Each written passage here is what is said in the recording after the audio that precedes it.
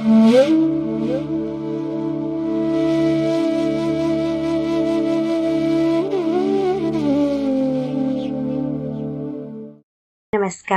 किताबें बहुत सी में आज हम सुनेंगे मुंशी प्रेमचंद्र जी की कहानी चमत्कार। तो आइए कहानी शुरू करते हैं। बीए पास करने के बाद चंद्र प्रकाश को एक ट्यूशन करने के सिवा और कुछ न सूझा। उसकी माता पहले ही मर चुकी थी। इसी साल पिता का भी देहांत हो गया और प्रकाश जीवन के जो मधुर स्वप्न देखा करता था वे सब धूल में मिल गए थे। पिता ऊंचे ओहदे पर थे। उनकी कोशिश से चंद्र प्रकाश को कोई अच्छी जगह मिलने की पूरी आशा थी, पर वे सब मंसूबे धरे के धरे रह गए और अब गुजर बसर करने के लिए 30 रुपए महीने की ट्यूशन ही रह गई थी। पिता ने कुछ संपत्ति भी न छोड़ी, उल्टे बधू का बोझ और सिर पर लाद दिया। और स्त्री भी मिली तो पढ़ी लिखी, शौकीन जबान की, तेज, जिसे मोटा खाने और मोटा पहनने से मर जाना कबूल था। चंद्र प्रकाश को 30 रुपये महीने की नौकरी करते शर्म तो आई, लेकिन ठाकुर साहब ने रहने का स्थान देकर उसके आंसू पोंछ दिए। वह मकान ठाकुर साहब के मकान से बिल्कुल मिला हुआ था, पक्का, हवादार, साफ सुथरा और जरूरी सामान से लैस। ऐसा मकान 20 रुपये महीने से कम पर न मिलता। काम केवल 2 घंटे का। लड़का था तो लगभग उन्हीं की उम्र का, पर बड़ा कुंद जहन, कामचोर, अभी 9वें दर्जे में पढ़ता था। सबसे बड़ी बात यह थी कि ठाकुर और ठकुराइन दोनों प्रकाश का बहुत आदर करते थे, बल्कि उसे लड़का ही समझते थे। वह नौकर नहीं, घर का आदमी था और घर के हर एक मामले में उसकी सलाह ली जाती थी। ठाकुर साहब अंग्रेजी नहीं जानते थे। उनकी समझ में अंग्रेजिंदा लौंडा भी उनसे ज्यादा बुद्धिमान, चतुर और तजुर्बेकार था। संध्या का समय था। प्रकाश ने अपने शिष्य वीरेंद्र को पढ़ाकर छड़ी उठाई तो ठकुराइन ने आकर कहा, अभी न जाओ बेटा, जरा मेरे साथ आओ, तुमसे कुछ सलाह करनी है। प्रकाश ने मन ही मन में सोचा, आज कैसी सलाह है, वीरेंद्र के सामने क्यों नहीं कहा। उसे भीतर ले जाकर रमा देवी ने कहा, तुम्हारी क्या सलाह है, वीरू को ब्याह दूं? एक बहुत अच्छे घर से संदेशा आया है। प्रकाश ने मुस्कुराकर कहा, यह तो वीरू बाबू से ही पूछिए। नहीं, मैं तुमसे पूछती हूँ। प्रकाश ने असमंजस में पढ़कर धीरे से कहा, मैं इस विषय में क्या सलाह दे सकता हूँ, उनका 20वां साल तो है, लेकिन यह समझ लीजिए कि पढ़ना तो हो चुका, तो अभी न करूँ, यही सलाह है। जैसा आप उचित समझे। मैंने तो दोनों बातें कह दी, तो फिर कर डालूं। मुझे यही डर लगता है कि लड़का कहीं बहक ना जाए। मेरे रहते इसकी तो आप चिंता ना करें। हाँ, इच्छा हो तो कर डालिए, कोई हर्ज भी नहीं। सब तैयारियां तुम्ही को करनी पड़ेंगी, यह समझ लो। तो मैं कब इनकार करता हूँ। रोटी की खैर मनाने वाले शिक्षित युवकों में एक प्रकार की दुविधा होती है जो उन्हें सदैव अप्रिय सत्य कहने से रोकती है। प्रकाश में भी यह कमजोरी थी। बात पक्की हो गई और विवाह का सामान होने लगा। ठाकुर साहब उन मनुष्यों में से थे जिन्हें अपने ऊपर विश्वास नहीं होता। उनकी निगाह में प्रकाश की डिग्री उनके 60 साल के अनुभव से कहीं अधिक मूल्यवान थी। विवाह का सारा आयोजन प्रकाश के हाथों में था। 10-12 हजार रुपए खर्च करने का अधिकार कुछ कम गौरव की बात न थी। देखते देखते वह फटे हाल युवक जिम्मेदार मैनेजर बन बैठा। कहीं कपड़े वाला उसे सलाम करने आया है, कहीं मोहल्ले का बनिया घेरे हुए है, कहीं गैस और शामियाने वाला खुशामद कर रहा है। प्रकाश चाहता तो 200-400 रुपए बड़ी आसानी से बना लेता, लेकिन वह इतना नीच ना था। उनके साथ क्या दगा करता जिन्होंने सब कुछ उसी के ऊपर छोड़ दिया था। पर जिस दिन उसने 5,000 के जेवर खरीदे, उस दिन उसका मन चंचल हो उठा। घर आकर चंपा से बोला, हम तो यहाँ रोटियों के मोहताज हैं और दुनिया में ऐसे आदमी पड़े हुए हैं जो हजारों लाखों के जेवर बनवा डालते हैं। ठाकुर साहब ने आज बहू के चढ़ावे के लिए 5,000 के जेवर खरीदे। ऐसी ऐसी चीजें देखकर आंखें ठंडी हो जाएं। सच कहता हूँ, बास चीजों पर तो आंख नहीं ठहरती थी। चंपा ईर्ष्या जनित विराग से बोली, हमें क्या करना है, जिन्हें ईश्वर ने दिया है वे पहने, यहाँ तो रोकर मरने के लिए ही पैदा हुए हैं। चंद्र प्रकाश, इन्हीं लोगों की मौज है, न कामना न धामना। बाप दादा छोड़ गए हैं, मजे से खाते और चैन करते हैं। इसी से कहता हूँ ईश्वर बड़ा ही अन्यायी है।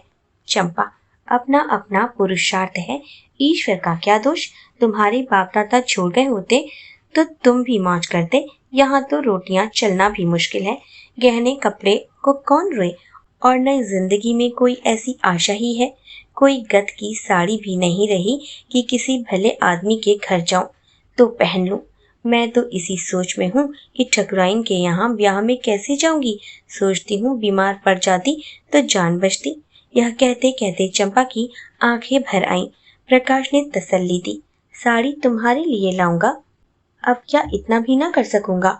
मुसीबत के ये दिन क्या सदा बने रहेंगे? जिंदा रहा तो एक दिन तुम सिर से पांव तक जेवरों से लदी रहोगी। चंपा मुस्कुराकर बोली, चलो, ऐसी मन की मिठाई मैं नहीं खाती। निबाह होता जाए यही बहुत है, गहनों की साथ नहीं है। प्रकाश ने चंपा की बात सुनकर लज्जा और दुख से सिर झुका लिया कि चंपा उसे इतना पुरुषार्थहीन समझती है। रात को दोनों भोजन करके लेटे तो प्रकाश ने चंपा के साथ फिर गहनों की बात छेड़ी। प्रकाश की आंखों में गहने बसे हुए थे। इस शहर में ऐसे बढ़िया गहने बनते हैं, मुझे इसकी आशा न थी। चंपा ने कहा, कोई और बात करो, गहनों की बात सुनकर तो मेरा जी जलता है।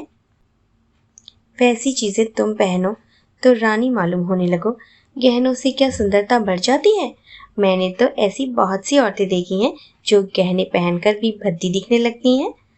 ठाकुर साहब भी मतलब के यार हैं, यह ना हुआ कि कहते इनमें से कोई चीज चंपा के लिए भी लेते जाओ। तुम भी कैसी बच्चों जैसी बातें करते हो, इसमें बचपने की क्या बात है। कोई उदार आदमी कभी इतनी कृपणता नहीं करता। मैंने तो कोई ऐसा उदार आदमी नहीं देखा जो अपनी बहू के गहने किसी गैर को दे दे। मैं गैर नहीं हूँ, हम दोनों एक ही मकान में रहते हैं। मैं उनके लड़के को पढ़ाता हूँ और शादी का सारा इंतजाम कर रहा हूँ। अगर 100-200 की कोई चीज दे देते तो वह निष्फल न जाती, मगर धनवानों का हृदय धन के बाहर से दबकर सिकुड़ जाता है। उनमें उदारता के लिए स्थान नहीं रहता। रात के 12 बज गए हैं, फिर भी प्रकाश को नींद नहीं आती। बार बार ही चमकीले गहने आंखों के सामने आ जाते हैं। कुछ बादल हो आए हैं और बार बार बिजली चमक उठती है। सहसा प्रकाश चारपाई से उठ खड़ा हुआ। उसे चंपा का आभूषणहीन अंग देखकर दया आई। यही तो खाने पहनने की उम्र है और इसी उम्र में इस बेचारी को हर एक चीज के लिए तरसना पड़ रहा है। प्रकाश दबे पांव कमरे से बाहर निकलकर छत पर आया। ठाकुर साहब की छत इस छत से मिली हुई थी। बीच में एक 5 फीट की ऊंची दीवार थी। वह दीवार पर चढ़कर ठाकुर साहब की छत पर आहिस्ता से उतर गया।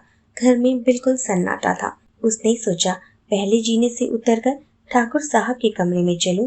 अगर वह जाग गए तो जोर से हंसूंगा और कहूंगा, कैसा चकरा दिया, या कह दूंगा मेरे घर की छत से कोई आदमी इधर आता हुआ दिखाई दिया, इसलिए मैं भी उसके पीछे पीछे चला आया कि देखूं यह क्या करता है। अगर संदूक की कुंजी मिल गई तो फिर फतह है। किसी को मुझ पर संदेह न होगा। सब लोग नौकरों पर ही संदेह करेंगे। मैं भी कहूंगा, साहब नौकरों की हरकत है, इन्हें छोड़कर और कौन ले जा सकता है। मैं बेदाग बच जाऊंगा। शादी के बाद कोई दूसरा घर ले लूंगा। फिर धीरे धीरे एक एक चीज चंपा को दूंगा, जिससे उसे कोई संदेह न हो। फिर भी वह जीने से उतरने लगा तो उसकी छाती धड़क रही थी। धूप निकल आई थी। प्रकाश अभी सो रहा था और चंपा ने उसे जगाकर कहा, बड़ा गजब हो गया, रात को ठाकुर साहब के घर में चोरी हो गई। प्रकाश ने पड़े पड़े पूछा, किसी ने पकड़ा नहीं चोर को? किसी को खबर भी हो? वह तो संदूकची ही ले गया जिसमें ब्याह के गहने रखे थे। ना जाने कैसे कुंजी उड़ा ली और ना जाने उसे कैसे मालूम हुआ कि इस संदूक में संदूकची रखी है। नौकरों की कार्रवाई होगी, बाहरी चोर का यह काम नहीं है। नौकर तो उनके तीनों पुराने हैं, नियत बदलते क्या देर लगती है। आज मौका देखा उठा ले गए। तुम जाकर जरा उन लोगों को तसल्ली तो दो। ठकुराइन बेचारी रो रही थी, तुम्हारा नाम ले लेकर कहती थी कि बेचारा महीनों इन गहनों के लिए दौड़ा, एक एक चीज अपने सामने जचवाई और चोर दाढ़ीदारों ने उसकी सारी मेहनत पर पानी फेर दिया। प्रकाश चटपट उठ बैठा और घबराता हुआ सा जाकर ठकुराइन से बोला, यह तो बड़ा अनर्थ हो गया माताजी। मुझसे तो अभी अभी चंपा ने कहा। ठाकुर साहब सिर पर हाथ रखे बैठे हुए थे। बोले, कहीं सेंध नहीं, कोई ताला नहीं टूटा, किसी दरवाजे की चूल नहीं उतरी, समझ में नहीं आता चोर आया किधर से। ठकुराइन ने रोकर कहा, मैं तो लुट गई भैया, ब्याह सिर पर खड़ा है, कैसे कैसे क्या होगा। अरे भगवान, तुमने दौड़ धूप करी थी, तब कहीं जाके ये चीजें आई थी, ना जाने किस मनहूस सायत से लग्न आई थी। प्रकाश ने ठाकुर साहब के कान में कहा, मुझे तो किसी नौकर की शरारत मालूम होती है। ठकुराइन ने हाथ उठाकर विरोध किया, अरे नहीं भैया, नौकरों में ऐसा कोई नहीं, 10-10 हजार रुपये यूं ही ऊपर रखे रहते हैं, कभी एक बाई भी नहीं गई। ठाकुर साहब ने नाक सिकोड़ कर कहा, तुम क्या जानो, आदमी का मन कितना जल्द बदल जाया करता है।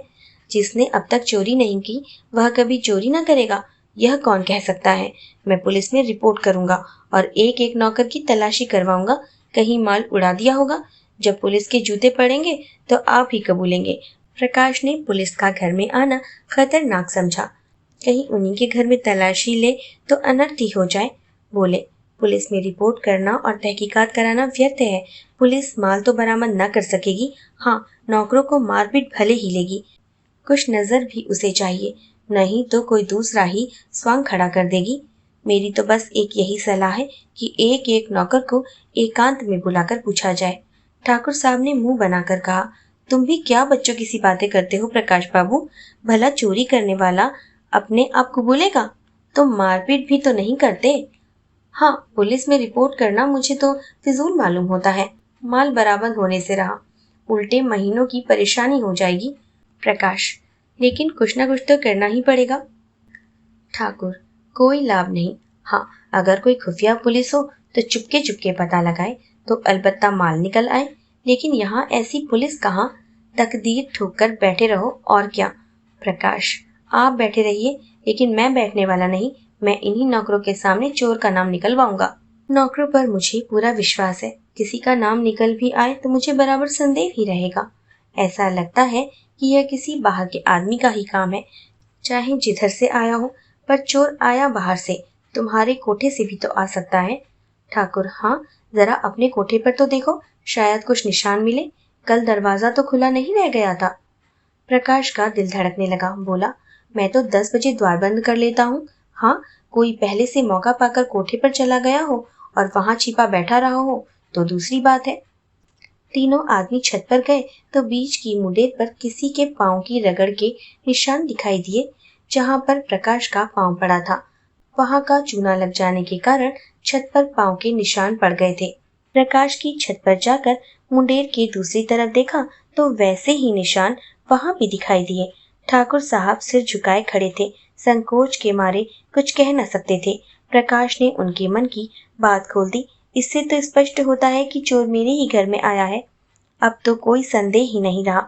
ठाकुर साहब ने कहा, हाँ मैं भी यह समझता हूँ, लेकिन इतना पता लग जाने से क्या हुआ, माल तो जाना था सो गया, अब चलो आराम से बैठे, आज रुपये की कोई फिक्र करनी होगी। प्रकाश, मैं आज ही वह घर छोड़ दूंगा। ठाकुर, क्यों, इसमें तुम्हारा कोई दोष नहीं। प्रकाश, आप कहें, लेकिन मैं समझता हूँ कि मेरे सिर बड़ा भारी अपराध लग गया।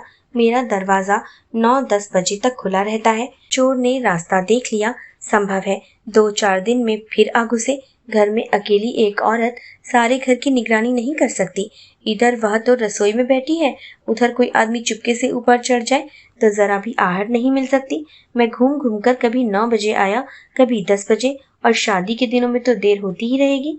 उधर का रास्ता बंद हो जाना चाहिए। मैं तो समझता हूँ इस चोरी की सारी जिम्मेदारी मेरे सिर की है। ठकुराइन डरी और धीरे से बोली, तुम चले जाओगे भैया, तब तो घर और फाड़ खाएगा। प्रकाश, कुछ भी हो माताजी, मुझे बहुत जल्द घर छोड़ना ही पड़ेगा।